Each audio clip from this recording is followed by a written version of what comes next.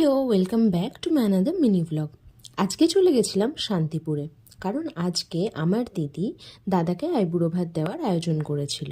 এখানে আমার দায়িত্বটা ছিল ঘনকে সামলানো, কারণ দিদিকে সমস্ত রান্না করতে হবে, আর ঘন থাকলে দিদি কিচ্ছু করতে পারবে না। তো ঘনকে সামলাতে সামলাতে এত খিদে পেয়ে গিয়েছিল, দিয়ে এই পাটালিটা খেয়েছিলাম। এটা অ্যাকচুয়ালি আমার খুবই ফেভারিট। এই দেখো, ঘনবাবু রাস্তা দিয়ে লোকজন দেখছে। দিদি সেদিনকে প্রচুর আয়োজন করেছিল। এই দেখো মেনিউ।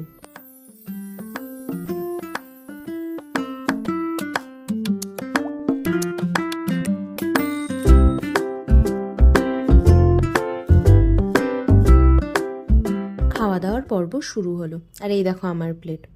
খেতে বসে যতই হোক ঘনকে খাওয়ানোটা মাস্ট। যাই হোক, খাওয়া দাওয়ার পর্ব সেরে একটু রেস্ট নিয়ে আমি আর দাদা রেডি হয়ে নিয়েছিলাম বাড়ি ফেরার জন্য।